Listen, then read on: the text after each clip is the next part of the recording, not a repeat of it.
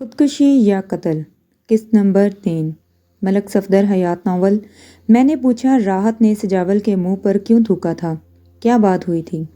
Fazal be be ٹھنڈی آہ بھر کر بولی، بات کیا ہونی تھی جناب؟ جس عورت کا سائیں سر پر موجود نہ ہو، سجاول جیسے آوارہ بدماش لچے لفنگے اسے چھیڑنے کے چکر میں رہتے ہیں۔ اس خبیث نے بھی ایسی ہی کوشش کی تھی، پر میری شیر جیسی دھی نے اسے منہ توڑ جواب دیا تھا۔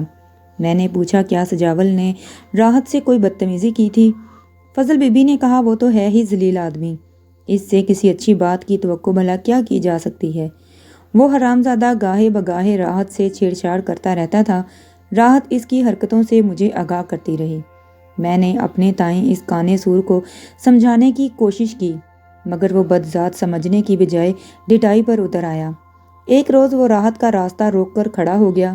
میں نے راحت سے کہہ رکھا تھا کہ وہ کسی بھی موقع پر اس کی حوصلہ افزائی نہ کرے، بلکہ بری طرح دھتکار دے۔ جب اس نے راحت کا راستہ روکا تو راحت نے غصے سے کہا، ہٹ جاؤ میرے راستے سے۔ لیکن وہ ہٹ درمی سے بولا، کیسے ہٹ جاؤں؟ تم پر دل بے ایمان ہو گیا ہے، ایک بار سینے سے لگ جاؤ پھر ہٹ جاؤں گا۔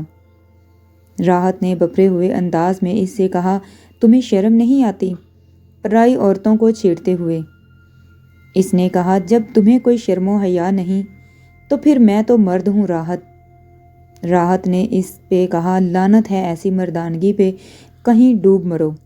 تو اس نے راحت سے کہا، مجھے غصہ دلانے کی کوشش نہ کرو، ورنہ مجھ سے برا کوئی نہ ہوگا۔ راحت نے کہا، ویسے بھی تم سے برا کوئی ہو بھی نہیں سکتا۔ وہ راحت کی بات کا برا منائے بغیر بولا، آخر تمہیں مجھ میں کیا کمی نظر آتی ہے؟ راحت بولی، مجھ سے زیادہ فری ہونے کی کوشش نہ کرو، ورنہ ابھی شور مچا کر پورا محلہ اکٹھا کر لوں گی۔ وہ ڈٹائی سے بولا، ماسٹر یونس میں ایسے کون سے سرخاب کے پر لگے ہیں جو مجھ میں نہیں؟ یہ سن کر راحت کے تن بدن میں آگ لگ گئی۔ اس نے آؤ دیکھا نہ تاؤ فوراً سجاول کے منہ پر تھوک دیا۔ اس سے پہلے کہ وہ سنبھل پاتا، راحت وہاں سے چلی آئی۔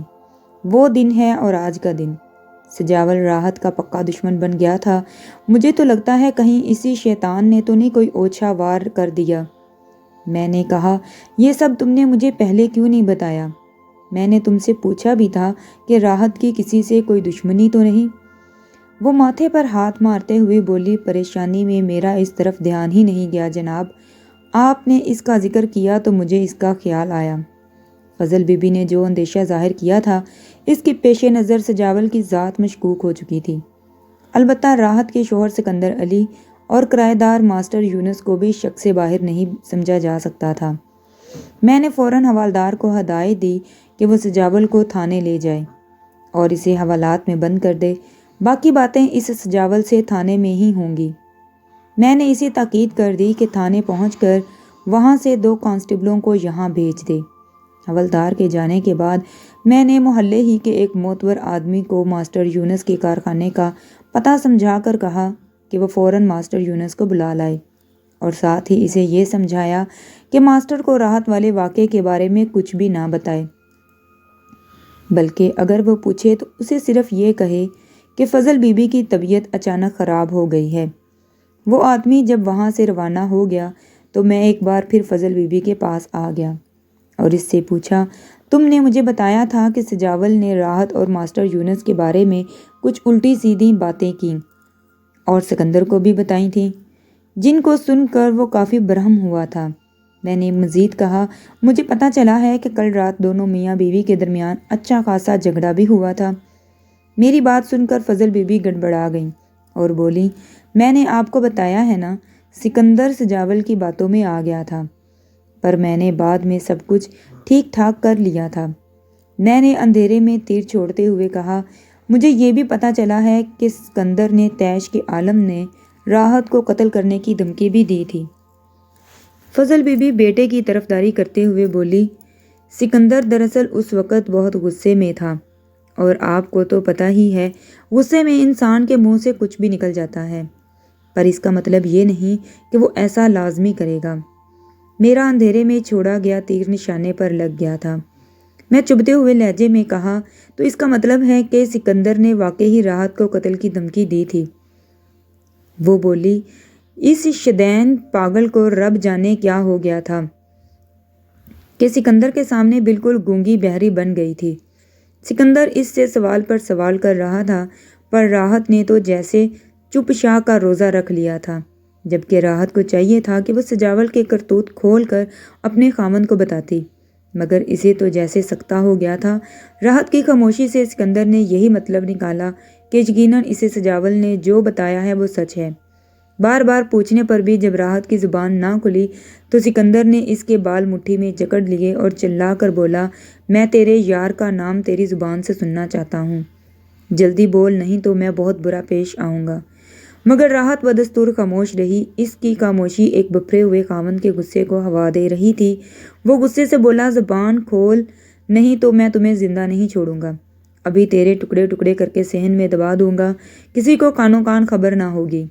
راحت کی زبان پھر بھی بند رہی، مگر آنکھوں نے بولنا شروع کر دیا۔ وہ ٹپ ٹپ آنسو بہا رہی تھی۔ سکندر کا غصہ بڑھتا ہی جا رہا تھا۔ سکندر نے راحت سے کہا، تم کیا سمجھتی ہو یہ آنسو بہا کر تم سچی بن جاؤ گی؟ نہیں، میں آج تمہارا فیصلہ کر کے ہی چھوڑوں گا۔ میں تمہاری خاطر پردیس میں دن رات محنت مزدوری کرتا رہا اور تم نے یہاں یاریاں گانٹھ لی۔ جلدی بتا اپنے یار کا نام، ورنہ پہلے میں تیرا پیٹ پھاڑوں گا اور پھر تیرے ٹوٹے کروں گا۔ جب کسی طور سکندر کا غصہ ٹھنڈے ہونے میں نہیں آیا تو راحت بھی اپنی بے گناہی ثابت کرنے کے لیے زبان نہ کھولی۔ تو میں نے ساری صورتحال سکندر کو بتا دی۔ میری پوری بات سننے کے بعد وہ ہوش میں آ گیا۔ صبح تک سب کچھ ٹھیک ٹھاک ہو چکا تھا۔ فضل بی بی کی بات ختم ہوئی تو میں نے پوچھا، یہ سارا ہنگامہ گزشتہ رات کو ہوا تھا؟ اس نے اس بات میں سر ہلایا۔ میں نے کہا، ماسٹر یونس بھی اس وقت یقیناً گھر میں ہی موجود ہوگا، اس نے بھی یہ ساری آوازیں سنی ہوں گی۔ فضل بی بی نے کہا، ظاہر ہے ایک گھر میں رہتے ہوئے اس نے بھی یہ سب کچھ ضرور سنا ہوگا۔ میں نے کہا، تو کیا ماسٹر یونس نے اس بارے میں تم سے کچھ پوچھا نہیں؟ وہ بولی، صبح اٹھ کر پوچھا تھا، مگر میں نے اسے کہا کہ ابھی تو میں ہسپتال جا رہی ہوں، واپس آ کر بتاؤں گی، اور وہ میرا جواب سن کر کارخانے چلا گیا تھا۔ میں نے پوچھا، وہ تمہارا جواب سن کر مطمئن ہو گیا تھا؟ وہ عجیب سے لہجے سے بولی، پتہ نہیں۔ میری بات سن کر وہ خاموش ہو گیا، بولا کچھ نہیں تھا۔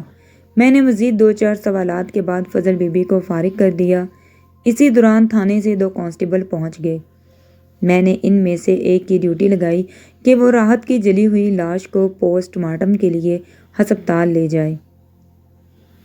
میری بات سنتے ہی سکندر علی بول اٹھا، تھانے دار صاحب، کچھ خدا کا خوف کریں، اب اس بیچاری میں بچا ہی کیا ہے جس کا آپ پوسٹ مارٹم کرائیں گے؟ میں نے اس کی آنکھوں میں جھانکتے ہوئے کہا، تمہیں کیوں پریشانی ہو رہی ہے؟ وہ بولا، پریشانی کی بات تو ہے جناب، پہلے کیا اس کے ساتھ کم زیادتی ہوئی ہے جو اب آپ اس کی چیڑ پھاڑ بھی کرائیں گے؟ میں نے بدستور اس کی آنکھوں میں دیکھتے ہوئے کہا، سچ اگلوانے کے لیے تو ہم زندہ انسانوں کی بھی چیڑ پھاڑ کرنے سے دریغ نہیں کرتے۔ تم کس کھیت کی مولی ہو؟ وہ میرے اس جملے کے آخری الفاظ پر چونک گیا اور بولا، یہ آپ کیا کہہ رہے ہیں جناب؟ میں نے کہا، تم پوسٹ مارٹم کو وہی معمولی چیز نہ سمجھو، راحت کی جلی ہوئی لاش بہت سے رازوں سے پردہ اٹھائے گی، پھر دودھ کا دودھ اور پانی کا پانی ہونے میں ذرا بھی دیر نہیں لگے گی۔ سکندر بیزاری سے بولا، پتہ نہیں آپ کیسی باتیں کر رہے ہیں، میرے تو کچھ پلے نہیں پڑ رہا۔ میں نے سر کو اوپر نیچے حرکت دیتے ہوئے کہا، ابھی تو میں نے تم سے کوئی بات کی ہی نہیں بھولے بادشاہ، تمہارے پلے کیا خاک پڑے گا؟ سکندر نے پوچھا، آپ کے کہنے کا مطلب کیا ہے؟ میں نے کہا، مطلب تو میں تمہیں تھانے جا کر ہی پتہ چلے گا۔ تھانے؟ وہ حیرت امیز لہجے میں بولا، میں تھانے کیوں جاؤں گا؟ میں نے ایک ایک لفظ پر زور دے کر کہا، تھانے تو تمہیں جانا ہی پڑے گا، کیونکہ تمہارا عزیز از جان جگری دوست سجاول تھانے پہنچ چکا ہے، اب تمہاری باری ہے، اور تمہارے بعد ماسٹر یونس کا نمبر ہے۔ اب ہم تھانے میں بیٹھ کر آرام سے باتیں کریں گے، کیا خیال ہے تمہارا؟ وہ غصے سے بولا، ایک تو میری بیوی جل کر ہلاک ہو گئی، الٹا آپ مجھے ہی تھانے لے جانا چاہتے ہیں۔ میں نے کہا، جل کر ہلاک نہیں ہوئی بے وقوف، بلکہ ہلاک ہونے کے بعد جلی ہے۔ سکندر نے کہا، میں سمجھا نہیں، آپ کیا کہنا چاہتے ہیں؟ میں نے اسے موقع کی تفصیل بتانے کے بعد کہا کہ راحت کو باقاعدہ قتل کیا گیا ہے۔ وہ بے یقینی سے بولا، قتل؟ کس نے قتل کیا راحت کو؟ میں نے کہا، تم تینوں میں سے کسی ایک نے۔ سکندر بولا میں تو صبح ہی ماں کے ساتھ ہسپتال گیا ہوا تھا۔ میں نے کہا دوسرے دو تو یہیں تھے۔ وہ دونوں ہاتھوں سے سر تھام کر بولا میرا تو سر چکرا رہا ہے، اس سے اچھا تھا میں واپس ہی نہ آتا۔ میں نے اس سے اچانک پوچھا کل رات تم نے اپنی بیوی کو قتل کی دھمکی بھی دی تھی؟ وہ گھبرا گیا اور بولا وہ تو جی بس وقتی اشتعال تھا، صبح تک سب ٹھیک ہو گیا تھا۔ ایک لمحہ رک کر وہ بولا دراصل مجھے ایک غلط فہمی ہو گئی تھی، لیکن جلد ہی ماں نے وہ میری غلط فہمی دور کر دی تھی۔ میں نے کہا ایسی غلط فہمیاں اتنی جلدی دور نہیں ہوتیں۔ اتنی دیر میں کانسٹیبل نے لاش لے جانے کے لیے سواری وغیرہ کا انتظام کر لیا تھا۔ وہ لاش لے کر وہاں سے روانہ ہو گیا۔ اب موقع کی کارروائی مکمل ہو چکی تھی اور میرا وہاں کوئی کام نہیں رہا تھا۔ میں نے وہاں پر موجود دوسرے کانسٹیبل سے کہا تم یہاں رکو، جیسے ہی ماسٹر یونس آئے اسے لے کر تھانے چلے آئے۔ میں سکندر کو ساتھ لے کر تھانے کی طرف روانہ ہو گیا۔ دوسرے دن اتوار تھا اور چھٹی تھی۔ گزشتہ رات سکندر علی اور سجاول نے سرکاری مہمان خانے میں گزاری تھی۔ میں انہیں رات والے عملے کے حوالے کر کے گھر چلا گیا تھا اور جس کانسٹیبل کو میں ماسٹر یونس کے انتظار میں جائے وقوع پر چھوڑ آیا تھا وہ مغرب سے کچھ دیر پہلے واپس آ گیا تھا، مگر اکیلا۔ ماسٹر یونس اس کے ساتھ نہیں تھا۔ جس شخص کو میں نے ماسٹر یونس کو بلانے کے لیے اس کے کارخانے بھیجا تھا وہ وہاں سے یہ خبر لایا تھا کہ وقوع کے روز ماسٹر یونس کارخانے گیا ہی نہیں تھا۔ ماسٹر یونس کے متعلق یہ اطلاع خاصی اہم تھی۔ فضل بی بی نے بتایا تھا کہ ہسپتال روانہ ہونے سے پہلے ماسٹر یونس کارخانے چلا گیا تھا۔ اب سوال یہ تھا کہ اگر وہ کارخانے نہیں گیا تھا تو کہاں گیا تھا؟ یہ سوال بہت اہم تھا۔ میں نے فوراً اپنے ASI کو اس ٹیکسٹائل کا پتہ سمجھا کر روانہ کر دیا۔ میں نے اسے تاکید کی کہ وہ فیکٹری کے منشی یا مینیجر سے مل کر ماسٹر یونس کے بارے میں مکمل معلومات حاصل کرے اور اس کا اتا پتہ بھی معلوم کر کے آئے۔ ASI کے جانے کے بعد میں نے سجاول کو اپنے کمرے میں بلا لیا۔ فضل بی بی نے مجھے بتایا تھا کہ وہ ماسٹر یونس کے گھر کے پتے سے واقف نہیں ہے۔ اس صورتحال میں ماسٹر کی ذات پر شک اور گہرا ہو گیا تھا۔ ایک کانسٹیبل سجاول کو لے کر آیا۔ وہ آتے ہی میرے سامنے کرسی پر بیٹھنے لگا تو کانسٹیبل نے اسے کالر سے پکڑ کر سیدھا کھڑا کر دیا اور کہا اوئے لاٹ صاحب کے پتر، یہ تمہاری خالہ کا واڑہ نہیں ہے، تھانہ ہے۔ الف کی طرح سیدھا کھڑا رہ ورنہ مار مار کر بندر بنا دوں گا۔ سجاول نے سہمی ہوئی نظروں سے میری طرف دیکھا اور بولا غلطی ہو گئی جناب۔ میں نے نرم لہجے میں کہا رات کیسی گزری سجاول؟ کوئی تکلیف تو نہیں ہوئی؟ وہ بولا کوئی تکلیف نہیں ہوئی صاحب، مگر آپ سے درخواست ہے کہ آپ میری یہ ہتھ کڑی کھلوا دیں۔ میں نے اس کے چہرے کو گھورتے ہوئے کہا یہ ہتھ کڑی تو اب اس وقت کھلے گی جب تم کو پھانسی کے پھندے کی طرف لے جایا جائے گا۔ وہ رونے والے انداز میں بولا جناب میرا قصور کیا ہے؟ میں نے کہا تمہارا سب سے بڑا قصور یہ ہے کہ تم نے مجھ سے جھوٹ بولا، قانون کو دھوکہ دینے کی کوشش کی۔ وہ بولا میں نے کوئی جھوٹ نہیں بولا سرکار، آپ کو سب کچھ سچ سچ بتایا ہے، ذرا بھی غلط بیانی نہیں کی۔ میں نے اس سے پوچھا کیا یہ بات سچ ہے کہ راحت چھپ چھپ کر ماسٹر یونس سے ملتی رہتی تھی؟ اس نے کہا جی ہاں، میں نے خود کئی بار انہیں آپس میں بات چیت کرتے دیکھا ہے۔ میں نے کہا یہ کوئی انوکھی بات نہیں، ماسٹر یونس ان کے گھر پر رہتا تھا، ایسے میں بات چیت ہونا تو لازمی بات ہے۔ وہ بولا مگر ان کے درمیان دوسری قسم کی بات چیت ہوتی تھی۔ میں نے اس سے پوچھا تمہیں راحت سے کیا دشمنی تھی؟ وہ چونک کر بولا میری بھلا راحت سے کیا دشمنی ہو سکتی ہے، وہ تو میرے دوست کی عزت تھی، میں تو راحت کی طرف سے پریشان تھا۔ میں نے اس سے کہا میں فضل بی بی سے تمہارے بارے میں ایک نئی کہانی سن کر آیا ہوں۔ اس نے پوچھا خالہ نے آپ کو کیا بتایا ہے؟ وہ ایک دم سے پریشان نظر آنے لگا تھا۔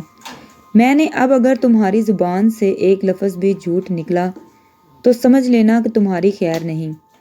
میں نے کہا تم مجھے یہ بتاؤ کہ راحت نے تمہارے منہ پر کیوں تھوکا تھا؟ وہ کمزور سی آواز میں بولا یہ سب جھوٹ ہے۔ میں نے دیکھا کہ میرا یہ سوال سن کر وہ لرزنے لگا تھا۔ میں نے حوالدار سے کہا اسے لے جاؤ۔ وہ چلانے لگا رحم کرو سرکار رحم۔ وہ چلاتا رہا۔ حوالدار اسے حوالات میں لے گیا۔ تھوڑی دیر بعد میں راحت کے شوہر سکندر علی کو بلا لیا۔ سکندر علی میرے کمرے میں آیا تو اس کے چہرے پر برہمی کے آثار واضح طور پر نظر آ رہے تھے۔ میں نے کرسی کی جانب اشارہ کرتے ہوئے کہا بیٹھ جاؤ سکندر علی۔ کرسی پر بیٹھنے کے بعد اس نے شکایتی لہجے میں کہا تھانے دار صاحب آپ نے میرے ساتھ بڑی زیادتی کی ہے۔ میں نے پوچھا وہ کیسے؟ وہ بگڑ کر بولا ایک تو میری جان سے گئی، الٹا مجھے ہی تھانے میں بند کر دیا۔ میں نے کہا مجھے تم کو یہاں رکھنے کا کوئی شوق نہیں ہے، اگر تم چاہو تو یہاں سے جا سکتے ہو، یہ تو تمہارے اپنے ہاتھ میں ہے۔ وہ الجھن امیز حیرت سے مجھے تکنے لگا۔ میں نے کہا اس میں حیران ہونے کی کوئی بات نہیں، تم واقعی جا سکتے ہو، پر تمہیں کرنا یہ ہے کہ میرے سوالوں کا تسلی بخش جواب دے دو اور جاؤ۔ اس نے کہا میں آپ کے ہر سوال کا جواب دے تو چکا ہوں۔ میں نے کہا میں نے تسلی بخش جواب کی بات کی ہے۔ وہ بولا آپ کی تسلی کس طرح ہوگی؟ میں نے اس کی طرف دیکھتے ہوئے کہا تم سچ اگل دو تو میں مطمئن ہو جاؤں گا۔ جی تو دوستو، کہانی کیسی لگی مجھے کمنٹ سیکشن میں ضرور بتائیں۔ کہانی کا اگلا حصہ سننے کے لیے میرے چینل کو سبسکرائب کریں، ویڈیو کو لائک کریں، شیئر کریں اور دعاؤں میں مجھے یاد رکھیں۔ اپنا بہت سا خیال رکھیں۔ ملتے ہیں پھر ایک نئی ایپیسوڈز کے ساتھ، تب تک کے لیے اللہ حافظ۔